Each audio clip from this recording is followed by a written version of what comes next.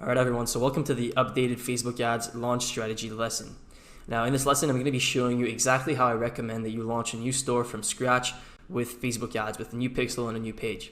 And so in the previous Facebook ads blueprint 1.0 module, I have another video called Facebook launch strategy, and in that video I show you exactly how I launched Flex Posture from scratch inside of Ads Manager. So I just take you inside of Ads Manager and I show you exactly what I was doing, and that is how I explained the launch strategy. And that video, that video is very helpful for a lot of people. A lot of people got a lot of value out of it, but it also left a lot of people confused and they didn't really know how to follow what I was doing. And so for this updated Facebook ads blueprint 2.0 module, what I wanted to do is separate the case study and the Facebook ads blueprint.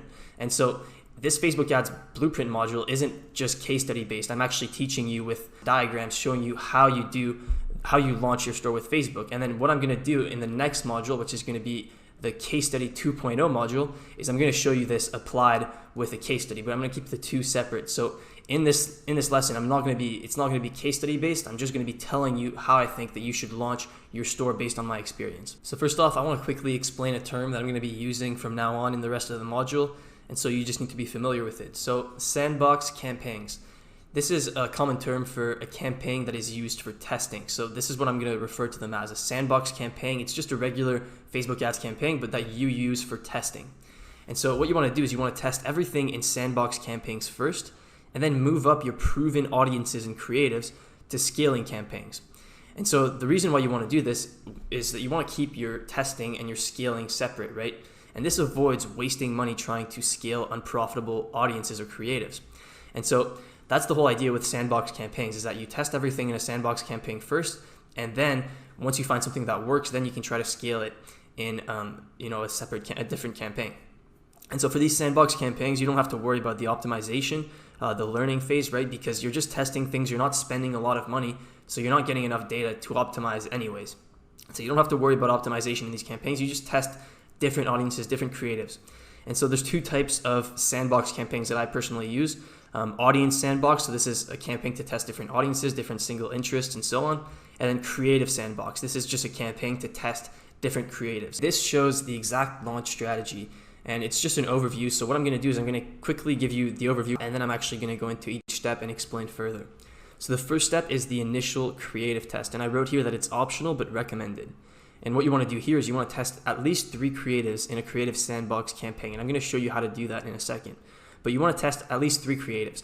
There's 3 goals, there's 3 objectives when you're doing so. The first objective is that you want to identify what is the best creative, right? What gets you the most clicks at the cheapest cost? What is going to perform the best when you try to get purchases with the creative?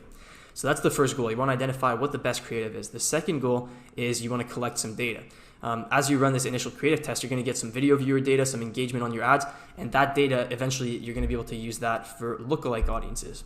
And the third reason is just getting engagement and social proof on your ad. If you get a bit of engagement and social proof from this initial creative test, you can retain that engagement and social proof when you switch to the next phase, which is initial data collection. So that's the first step. It's optional but recommended. If you skip this, you can just make one ad and then go straight to here, right? You just make one ad and then you just go right to the initial data collection step. So the next step is initial data collection. So this is, you've identified your top creative if you did this step, and then what you want to do is you want to use that creative, that ad, and you want to test 10 single interests in an audience sandbox campaign, right? So an audience sandbox campaign is just a campaign to test different audiences. So what you want to do is you want to test 10 single interests in a campaign like this, and you also want to test your 95% video viewers lookalike audiences as soon as you have enough data to do so. And so these are 2 different campaigns here. The first one is 10 single interests, and the next one is just 95% video viewers lookalikes in another campaign. And I'm going to explain this further in a second. And for this phase here, you only want to use the top creative from your initial test, right? And if you skip the initial test, well, you only have 1 creative anyways. Now, the next step after this initial data collection is data-driven targeting. So you've collected some data at this point. You should have some insights on who your best audience to target is, who the best interests are, and you also have more data for lookalikes. And so this is when you can really focus in your targeting at this point. And this is when usually you might go from losing money to break even, or from break even to profitable. And so data-driven targeting, you want to narrow down the top interests that you've identified in this phase here You want to narrow them down by the best age, gender, country. You also want to launch new interests similar to the top ones, right? Based on what worked in your initial 10, like if you tested 10 interests, 2 of them did really well, 8 of them flopped, you want to launch new interests similar to the 2 that did really well. And then you also want to launch new lookalike audiences, and you want to launch a new campaign for each lookalike audience type once you have enough data. And I wrote here, over 500 events is what I'd recommend. So for example, if you want to make an add to cart lookalike, I'd recommend waiting until you have 500 add to carts. Once you reach that, you can launch a new campaign for add to cart lookalikes. And you want to do this for each lookalike type once you have enough data. And so this is the data-driven targeting phase. This is once you really start picking up, this is when the results start really picking up, and you should be at least at break even ideally in this phase.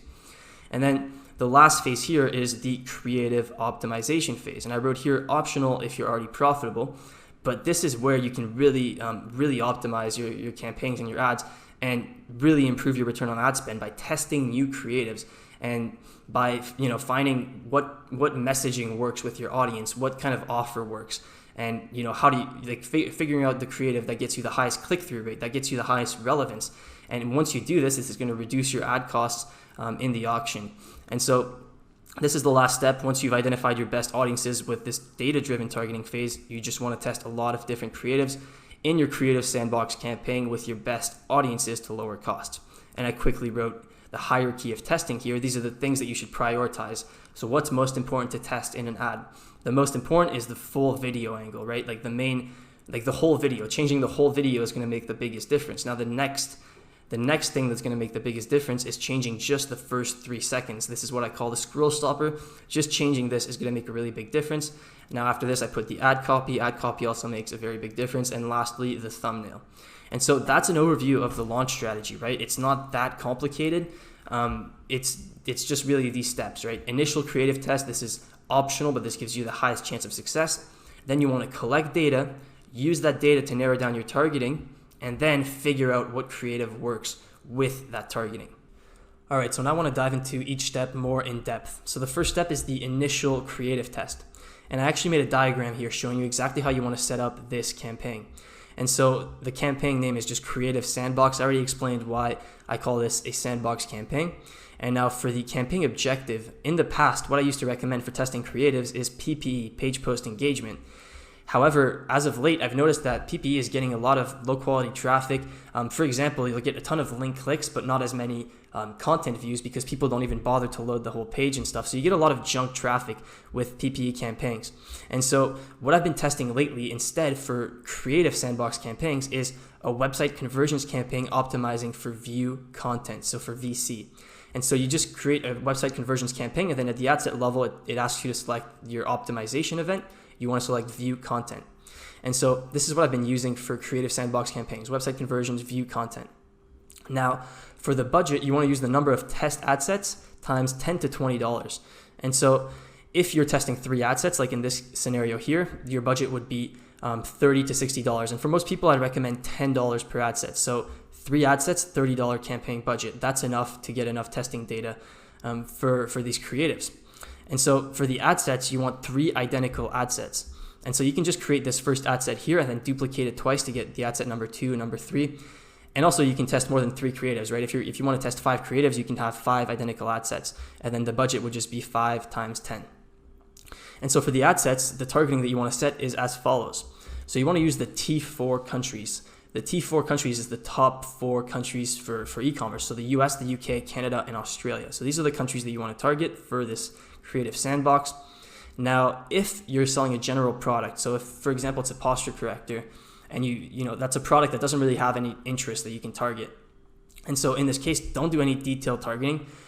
Just set these countries, leave the age and the gender as broad as possible, and then let Facebook take care of everything for you. So just leave it as broad as possible, and that's all you need to do. Now, if it's a niche product, so for example, if you're selling some dog product or something, then you want to stack 3 to 5 broad niche interests. And so you could stack 3 to 5, in the detailed targeting, you can add 3 to 5 broad niche interests related to dogs in that case.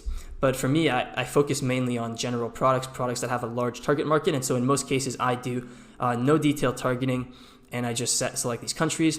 And then for placements, you just want to do automatic placements. Just leave that as automatic placements. And then another important thing for your ad sets is you need to set a spend limit. And this is because of campaign budget optimization. If you don't set a spend limit, campaign budget optimization will often spend all the budget just towards one of the ad sets that it thinks will do better. But the goal here is for us to get test data on each of these creatives, right? We want to see which one of these ads is going to perform best. And so we want to force at least a little bit of spend into each ad set. And that's why we're going to put a minimum spend limit. And so you want to put a minimum spend limit of half of your budget per ad set. And so if you did $10 per ad set, you want to set a spend limit of $5. If you did $20 per ad set, you want to set a spend limit of $10 per ad set. And like I said, this will just force the ad set to spend a little bit so that you at least get some testing data for all of your creatives here.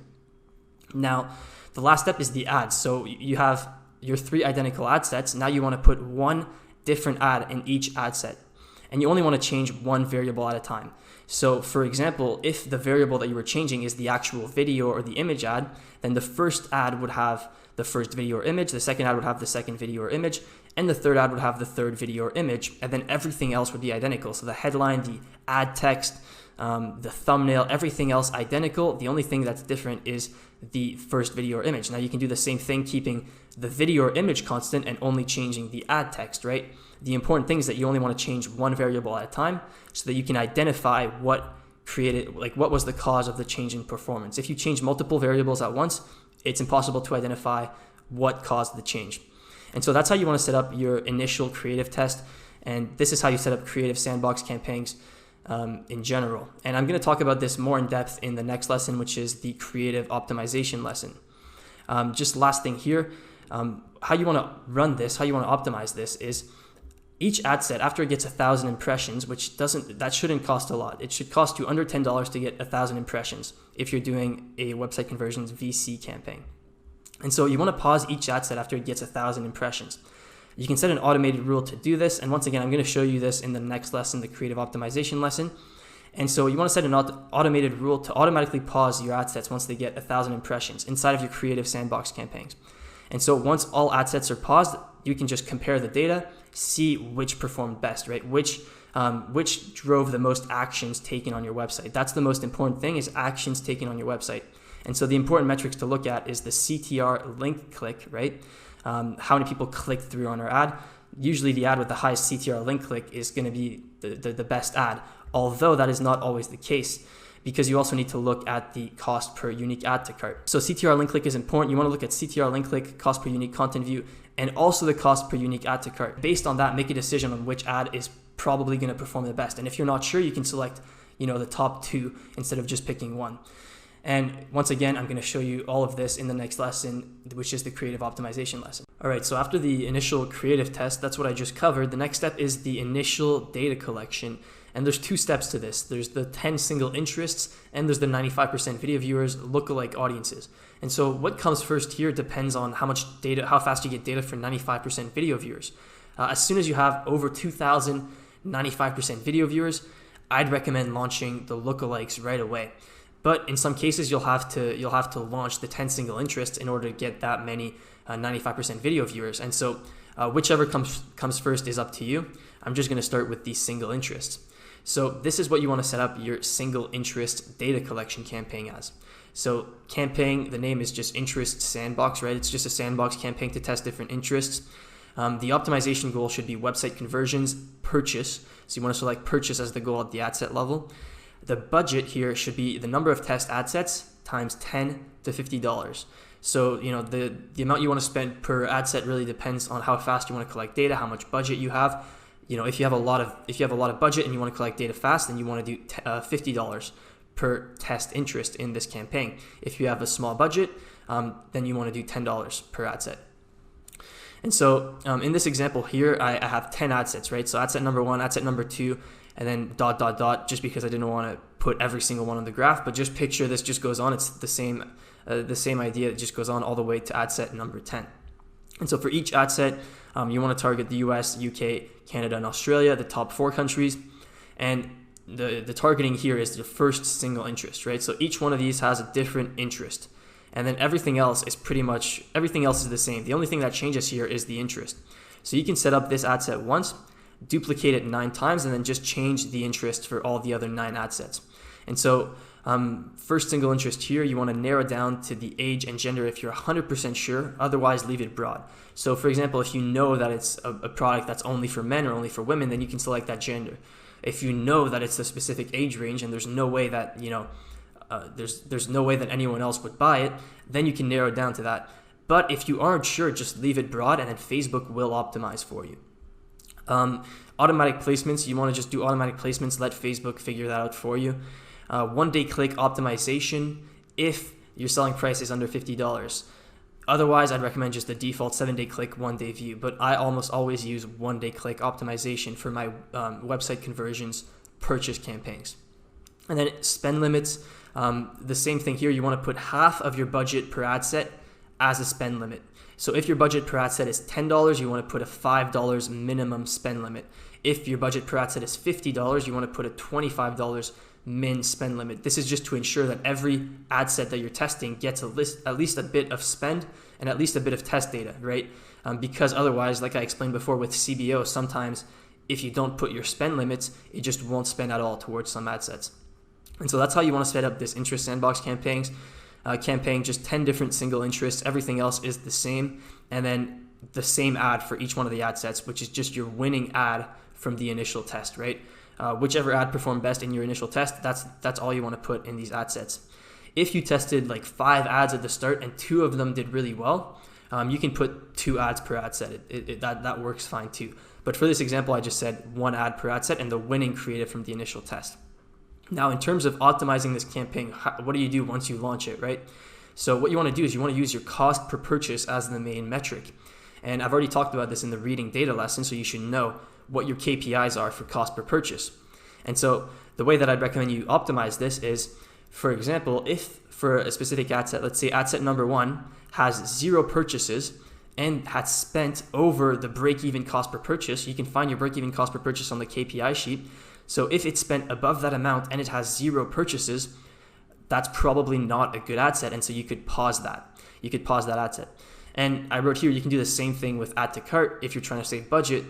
It's just a little bit less reliable, right? So if the amount of add to cart is equal to 0 and your ad spend is above the break-even cost per add to cart, you can also find that on the spreadsheet, the KPI spreadsheet that I talked about in the reading data lesson. Then you pause the ad set, right? That would allow you to pause ad sets faster, but you might miss out on some good audiences doing that by pausing ad sets too fast. So it's up to you, but this is what I'd recommend for most people. If the number of purchases is 0 and it's spent over the break-even cost per purchase, pause that ad set. Now, the second step of the initial data collection is the 95% video viewers lookalikes. And like I said, this isn't necessarily the second step. You can do this before single interest if you want. It doesn't really matter. You want to do this as soon as you reach over 2,000 95% video viewers on your best creative. And you can check this using the ads manager columns. You pull up the 95% video viewers lookalikes columns. You can go to your creative breakdown and see how many 95% video viewers you have for each creative. And so once you reach this amount of video viewers, this amount of 95% video viewers, you want to create the 95% video viewers lookalike audiences. And so this is how you want to set this up. You want to create the 95% video viewers lookalike for these top 4 countries together. So when you go to creating your lookalike audience, you want to select all 4 of these countries together, and then you want to create it in 5 segments. So 1%, 1 to 2%, and then I put 3 dots here because I didn't want to write the whole thing out, but 2 to 3%, 3 to 4%, and then all the way to 4 to 5%. And then in terms of setting up this campaign, you just want one campaign here. The budget is $100 to $250. This depends on how much budget you have. I'd recommend, that's what I'd recommend, $100 to $250.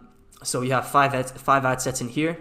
Each ad set is just selecting that one lookalike audience in custom audience, and then you just leave everything else broad, right? So for the 95% video viewers 1% ad set, you just select that lookalike audience in the custom audience section, and then you leave everything else broad.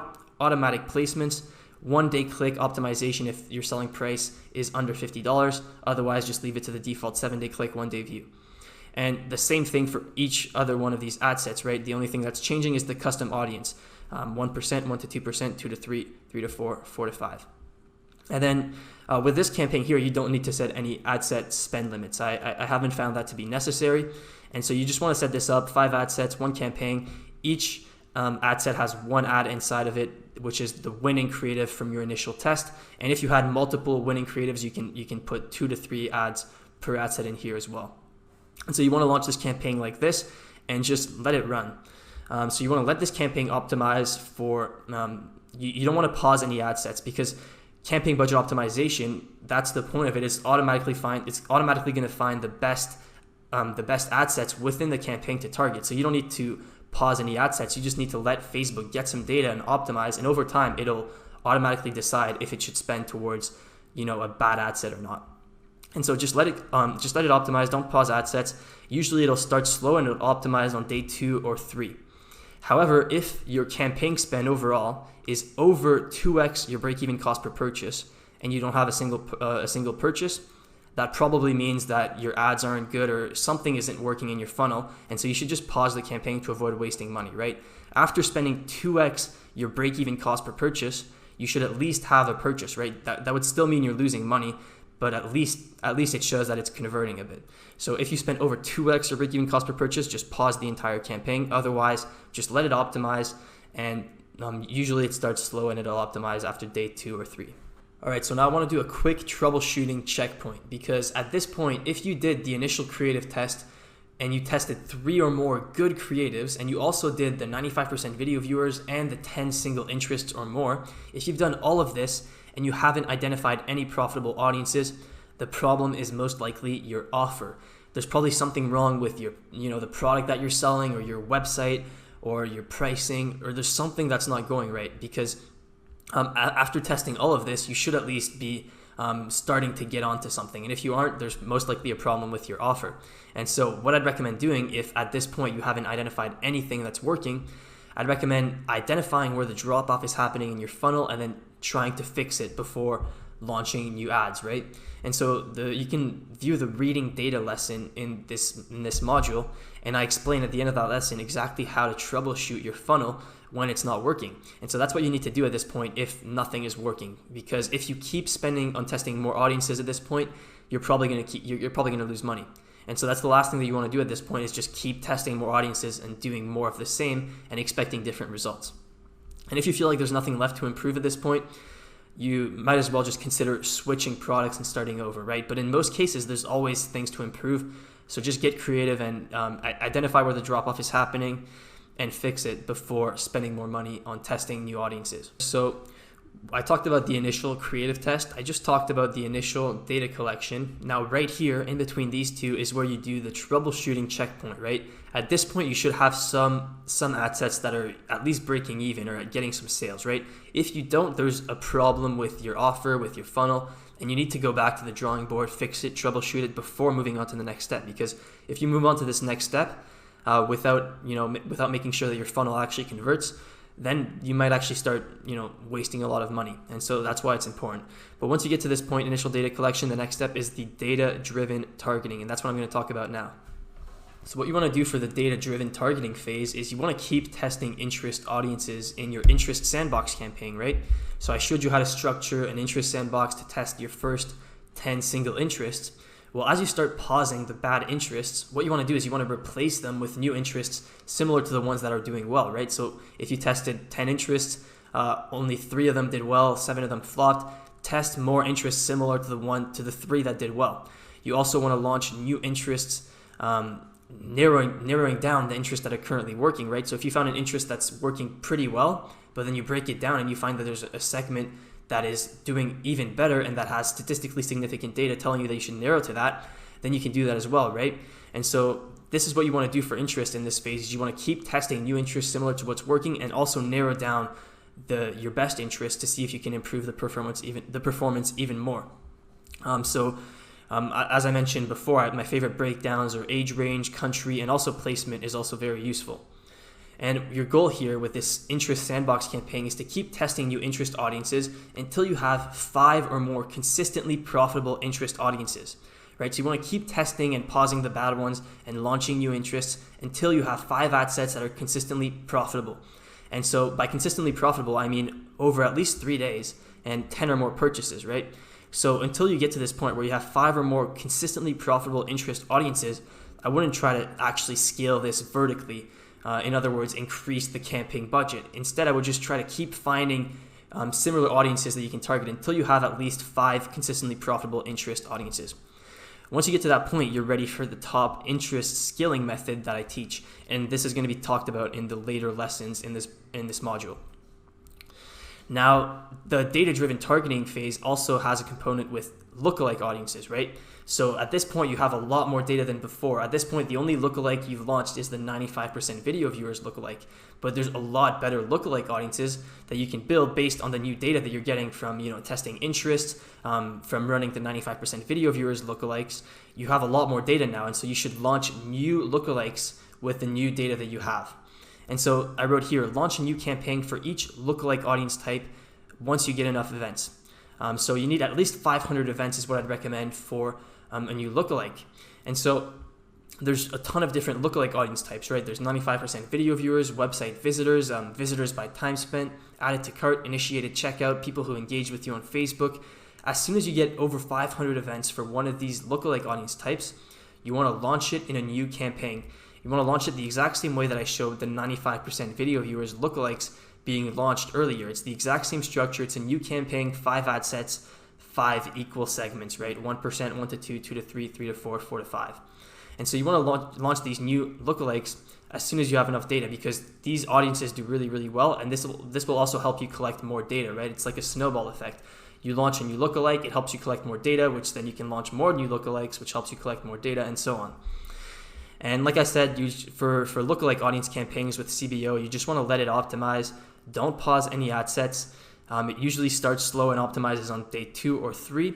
However, if your campaign spend is over 2x the break-even cost per purchase and you don't have a single purchase, then you just want to pause the entire campaign. Once you find 2 to 3 consistently profitable lookalike audience types, this is when you're ready for super lookalike audience scaling. And I'm going to teach this later on in the module as well. All right, so I just explained the data-driven targeting phase. So this is after the initial data collection, when you want to narrow down your top interests. You want to launch new interests similar to the top ones. Launch new campaigns for each lookalike audience type, right? You just want to keep using your data to target more effectively. And ideally at this point, you should be at break even or profitable, right? Because you have a lot of data, you're really narrowing down on your target audience. And so, it's really possible to be profitable at this point and to be very profitable. And so the next step is creative optimization. And that's why I wrote optional if already profitable. But I would highly, highly recommend that you do this, because after the data-driven targeting phase, this is when you've identified your top audiences to target. You have good audiences to target. And so if it's not working as well as you'd like to, the problem isn't the audiences that you're targeting, most likely. The problem is your creatives. And so what you want to do is you want to use the top audiences from this phase here to test new creatives and to optimize your creatives. And so you want to do this using creative sandbox campaigns, the same way that I showed you the initial data collection test. You want to set up a creative sandbox campaign and target your best audiences, your best lookalike audiences, for instance, and then just test new creatives and see what gets you the lowest costs for, the cost per unique view content, cost per unique add to cart. And then this will dramatically lower your ad costs. So just going a little bit more in depth into the creative optimization phase. So this doesn't necessarily come after the previous step. And this is really important. I know that in the graph, I showed that the creative optimization is the last step, but you can start optimizing creatives right away. And as a matter of fact, you should if you want to be profitable as soon as possible, right? Because testing creatives makes the biggest difference on Facebook ads. And so, you should start optimizing creatives as soon as you can. Once you start identifying some audiences that are doing well for you, you want to test new creatives with those audiences inside of a creative sandbox campaign, the same way that I showed you with the initial creative test, right? You want to do that exact same setup with your top audiences identified so far to see which creatives resonate, what messaging resonates, what gets you the best click-through rates, and so on. And so you want to test as much as possible. This is the key to increasing estimated action rates and relevance, which are major auction factors. I've already covered this. And once you find a creative that performs better than your current best, you want to duplicate it into your website conversions purchase campaigns, right? So once you find a new creative that's performing better than the current ones you have, or that's performing just as well as the current one you have, you want to add that new creative into all your campaigns that are meant to get sales, right? So your website conversion purchase campaigns. And so that's the idea with creative optimization. You want to test a lot of creatives in the sandbox campaigns and then take the best ones, add them to your purchase campaigns. All right, everyone, so that is it for this lesson about my updated Facebook ads launch strategy. I hope you enjoyed it. And in the next lesson, I'm going to be talking more about creative optimization. And I'm actually going to show you some examples inside of my ads manager of sandbox campaigns, like I've been referring to this whole lesson. So hopefully that'll clear things up. And hopefully this whole module is going to make a lot more sense when you watch the case study 2.0 module, where I show you this Facebook ads blueprint applied in practice in a case study. And so, yeah, I hope you enjoyed it, and I'll see you in the next lesson.